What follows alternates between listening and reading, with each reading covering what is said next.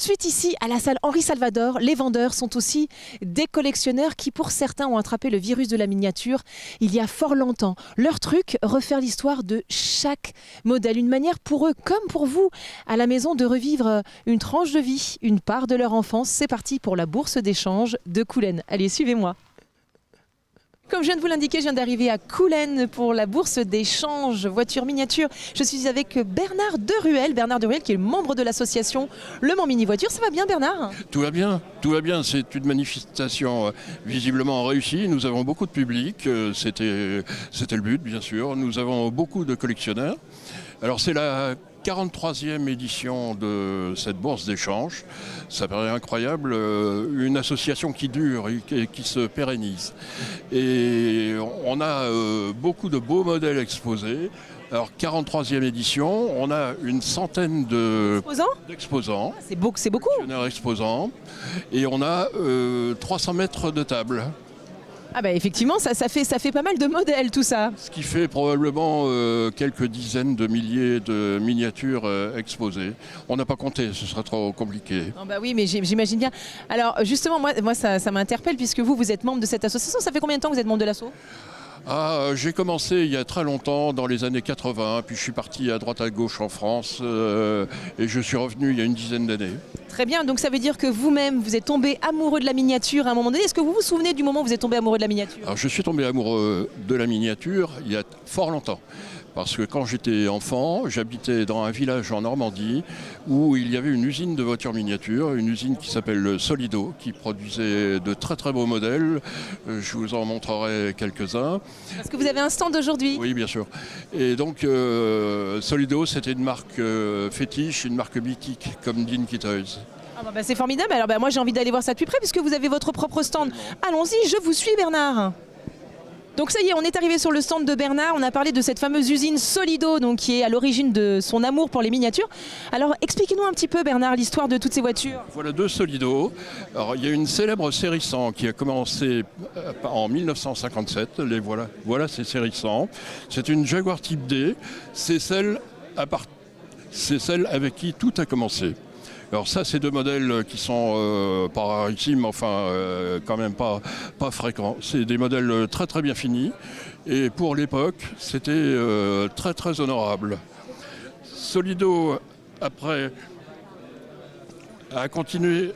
Solido a construit des miniatures jusqu'à 1975. Aujourd'hui, la marque existe toujours, mais c'est fabriqué en Chine. Bon. Dommage. Oui, mais c'est comme ça. C'est comme ça. Alors, dans l'histoire des miniatures, vous voyez, il y a des modèles très particuliers. Ça, c'est ce qu'on appelle un kit résine, en résine de polyester. Tout est à ébarber. Et au final, c'est la même, ça donne ça. C'est un travail très méticuleux, c'est comme sur une vraie auto en fait. C'est comme une vraie auto, on ponce, on ponce, on mastique, on peint, c'est comme sur une vraie voiture. J'ai amené à titre complètement anecdotique cet objet. Un presse-agrumes, qu'est-ce que ça fait dans une bourse d'échange ? Alors qu'est-ce que ça fait ? C'était une fabrication aussi de Solido. Mon père a rapporté ça un jour, c'était un cadeau de Jean de Vazeille, le directeur de l'usine Solido, un soir.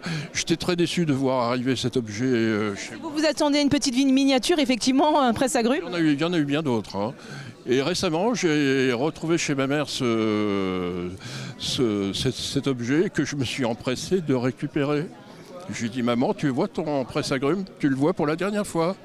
Ça a fait un souvenir de l'époque de Solido. Et alors, qu'est-ce que c'est que cette voiture ?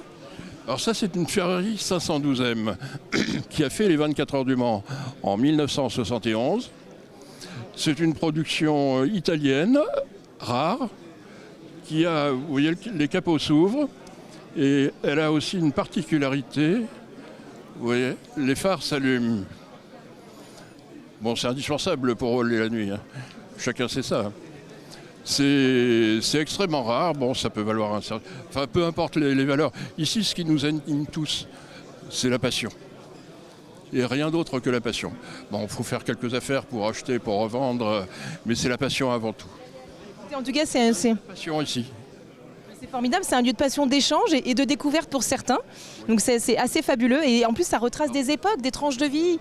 Je vais vous montrer un truc très particulier que j'ai acquis il y a une semaine. Vous voyez, j'ai trouvé ça chez un brocanteur de la place des Jacobins du dimanche matin. Une Mercedes portant des couleurs, je ne sais pas si c'est un sponsor, j'en suis pas sûr quand même. Vous voyez, CGT. Étonnant, vous avez que des modèles qui sortent de l'ordinaire quand même, hein. C'est assez atypique. Il paraît que moi j'ai toujours les moutons à 5 pattes. C'est un peu vrai. Quand je trouve l'originalité, le truc hors norme, je craque. Je craque. C'est formidable. Vous craquez, nous aussi on craque. Alors on va aller un petit peu jeter un coup d'œil ailleurs, voir d'autres stands. Et il me semble que vous m'avez parlé de quelqu'un de sympathique. Quelqu'un de très sympa qui organise la fabrication de très beaux modèles en résine, des modèles vraiment fantastiques et ça vaut le coup de s'attarder sur ces modèles.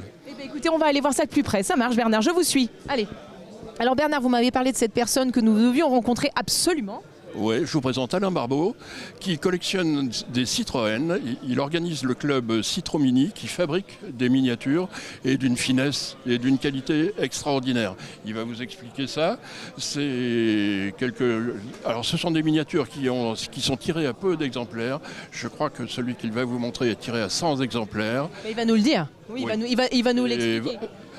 Alors, vous pourriez prendre Bernard comme agent, Alain. Je pense, oui. Hein, il vous vend bien. Hein. Au niveau de la communication, il est efficace. Alors, expliquez-nous. D'abord, pourquoi Citroën? Pourquoi Citroën Vous auriez pu choisir Peugeot, Renault, je ne sais pas. J'ai eu un faible dès le départ pour la DS. Donc, de fil en aiguille, de DS en Citroën. Voilà. Ceci expliquant cela. J'ai travaillé aussi chez Citroën à une époque pendant quelques années. Donc voilà, bon. Ça aussi, voilà. Tout ceci amène à se trouver dans un club, voilà. Et j'ai géré le club Citromini là depuis à peu près une quinzaine d'années. Et aujourd'hui, j'en suis le vice-président puisque un ami qui m'a remplacé comme président. Très bien. Alors du coup, nous avons donc là le modèle jaune qui est devant nous. Donc c'est le dernier modèle sorti, c'est ça? Alors c'est la dernière exclusivité du club. Le club marche de cette façon où on sort 1 à 2 exclusivités par an.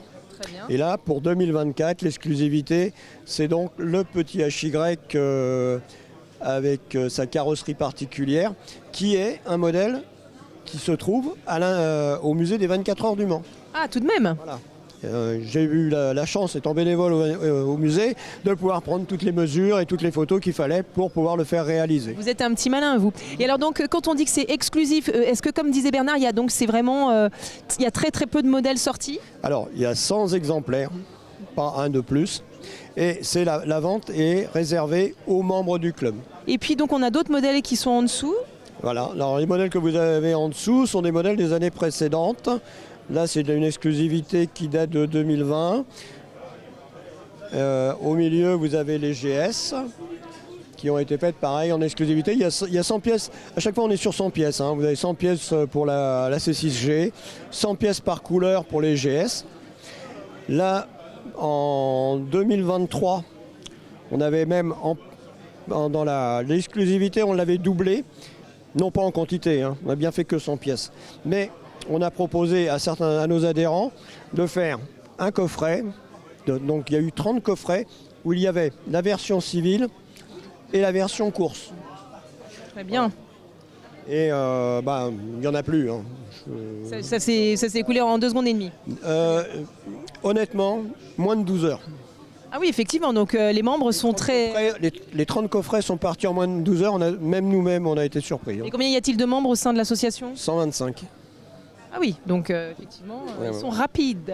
Ah mais ils apprécient beaucoup la marque et ils apprécient beaucoup les exclusivités. Mais ça, je pense que c'est l'apanage des collectionneurs, de vouloir des modèles qu'on ne trouve pas partout ailleurs. Est-ce que vous avez combien vous avez de modèles chez vous? Je crois 2005 ou 2006. Oh oui, ça va, c'est une collection raisonnable. Raisonnable, oui. Vous n'avez pas une trop grande maison, donc? Non. Parce qu'à un moment donné, il faut adapter. Oui, non, mais à un moment donné, il faut se limiter. Sinon, ça passe plus. Et est-ce qu'il y a un modèle en particulier dont vous êtes fier, que vous avez trouvé, que vous cherchiez absolument? Votre Graal? Le Graal, je ne sais pas, mais le dernier modèle que j'ai reçu en cadeau à Noël, que ma fille m'a trouvé dans un magasin d'occasion, c'est un Break ID. Voilà, que j'avais pas. Un petit truc, un petit jouet de bazar, mais voilà. Celui-là, je l'avais pas, donc... Et vous étiez content. j'étais très Il était content, Alain. Bon, Bernard, est-ce qu'on a des petites choses à nous annoncer donc avec le club? Regardez la caméra parce que votre dos, ils préfèrent voir votre visage, les téléspectateurs et téléspectatrices. Est-ce qu'on a des petites choses bientôt organisées par le club? Non, nous faisons des réunions tous les mois. Nous nous transmettons mutuellement beaucoup de choses. Tous les jours, il y a un échange de mails avec photos et la description d'anecdotes de ces photos, des accidents ou des abandons particuliers. Vous vous tenez informé, enfin voilà, on est au fait de ce qui se passe. Moi, j'ai beaucoup de souvenirs des 24 heures du Mans puisque j'en ai 53 à mon actif, Ah oui, quand même. Et avec un autre collectionneur du club qui est très féru d'histoire, on essaye de faire profiter tous les membres du club des anecdotes qu'on connaît. Alors, et du coup, si on veut adhérer au club, il se passe quoi? Mais vous êtes la bienvenue. Il faut faire quoi? Parce qu'il faut s'adresser aux téléspectateurs et téléspectatrices. Pour s'adresser au club, il faut contacter le club, pas Citromini, mais Le Mans Mini Voiture, et qui est à Coulennes, avenue du Général de Gaulle. Le Mans Mini Voiture. Formidable. Écoutez, merci beaucoup Bernard. Une cinquantaine de membres, mais on en perd tous les ans parce que... C'est bien pour ça que j'ai proposé qu'on fasse un appel aux membres. Et pour Citromini, c'est la même chose évidemment. Ah non, Citromini, on est sur Internet, il suffit de taper citromini.fr. Bon ben voilà, le message est passé. Si vous avez envie de vous abonner à l'une ou à l'autre, ou pourquoi pas les deux, n'hésitez pas. Et quant à nous, on va vous quitter parce que Coulennes c'est super sympa, mais maintenant on file à La Varée, nous. À La Varée, qu'y a-t-il à La Varée? À La Varée, il y a talent d'art. On va aller voir des artistes, découvrir des œuvres d'art. Enfin, d'autres œuvres d'art, parce que ces voitures sont des œuvres d'art. Super.